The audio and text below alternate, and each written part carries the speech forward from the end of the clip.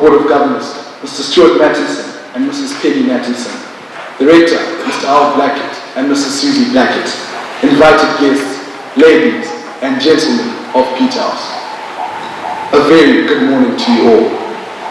I'd like to start by thanking our guest of honor, Mr. Malebra, for giving away our prizes and also for his words of advice and encouragement. Sir, thank you for traveling out to Zimbabwe to be with us. You are very welcome. I've been told to do many things at Peterhouse, from running 8Ks on the first day of term after a holiday spent eating and sleeping, to cramming an entire syllabus the night before a test that the teacher didn't end up recording. My task today is probably the most challenging to date. I've been asked to sum up 6 amazing years at Peterhouse in 6 minutes. When I'm asked what Peterhouse is, I never say it's a boys' school situated on the outskirts of Marundia, because it is, of course, much more than that.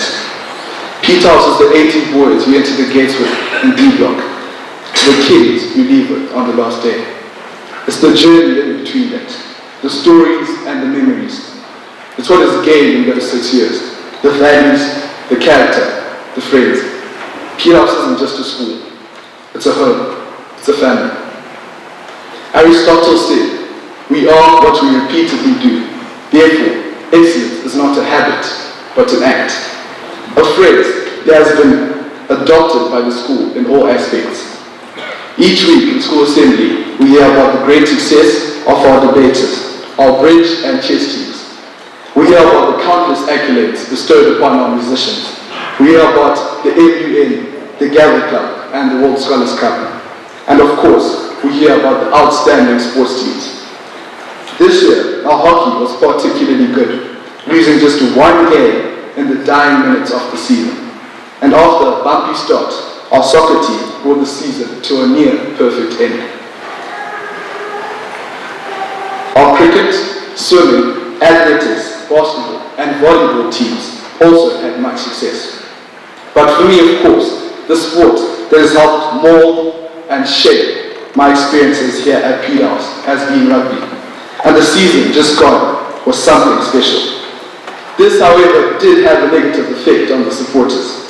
Out here, the juniors vowed on their lives that they weren't going to lose, as they spoke to their counterparts from other schools. I would even hear parents and teachers, especially the staff in the castle corner, boasting to the opposing teams after the game that we preferred to win at the last minute, otherwise the game would be too easy.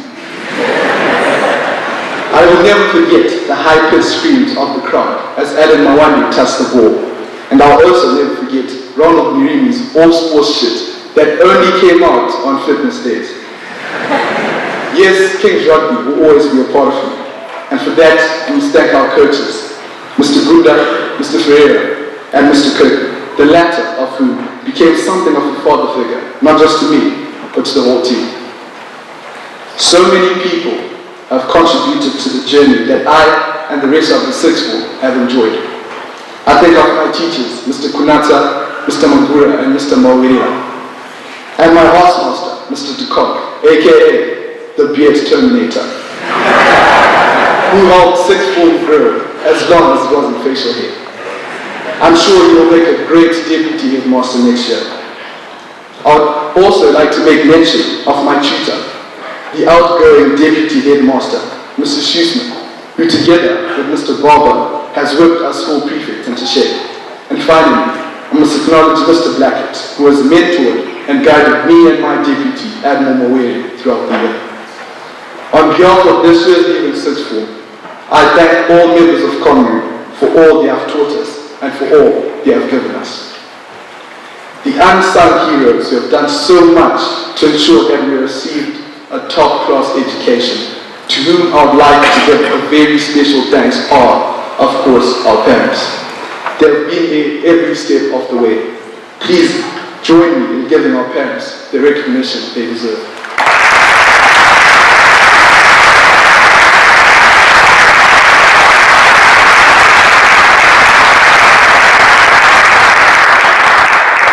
And a final thank you to my sixth form brothers. We have grown together immensely throughout the years, even though our numbers longs failed to grow with us. The memories we have made will last forever. Many things, of course, changed these past 6 years, but one thing that remained constant has been our love of the Fair Sex. Since coming back from Riverton, where he went for some corrective training, Takuta Magaba has been running away from the girls, claiming they weren't his type. Being head boy has been a great privilege, but it hasn't all been easy. The hardest task this year came every Thursday morning, shortly before lunch. Pressure would build from hungry sixth form boys and girls looking back at me and signaling that the time had come for me to utter those apparent magic words that began. On behalf of the Peterhouse group of schools, I would like to thank you, marking the end of the tutorial. Now we left entertaining the guest speaker whilst the rest of my year group polished off lunch.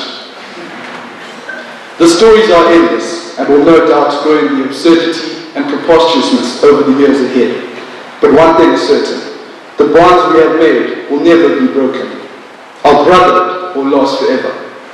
Thank you to the sixth form, and I wish them all good luck in their future endeavors and adventures. And remember that in life, if we ever get stuck, we should always be able to count on each other. We leave no man behind. To those of you who remain behind, I offer you this most famous of quotes from President Roosevelt. It's not the critic who counts, not the man who points out how the strong man stumbles or where the doer of deeds could have done better. The credit belongs to the man who is actually in the arena, whose face is marred by dust and sweat and blood, who strives valiantly, who errs and comes up short again and again, who spends himself on a worthy cause, who knows in the end, at best, the triumph of high achievement, and at worst, if he fails, that at least he does so while daring greatly, so that his place shall never be with those cold and timid souls who know neither victory nor defeat. If there are things you want to do, things you want to try out, don't be afraid to do it. Don't be afraid of what other people will say or think about it. Adopt the complete rejection of fear. The complete rejection of fear. The truth is, you will never reach your full potential here or anywhere else if you don't try and if you don't keep on going. Your time at Peterhouse will pass by quickly. People around you will come and go. There will always be a new D block, a new first 15, and a new set of prefects.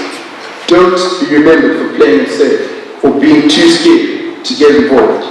Don't be one of Roosevelt's cold and timid souls or sideline critics, but rather the man in the arena. And whilst you strive to be the best you can be, and whilst you strive to build Peterhouse into a better place, I urge you, wear the crown of pride, because we all have that in common. With generations that have passed and generations to come, the crown makes us strong and binds us. Kurukua. Kurukua. Long live the crown. Thank you.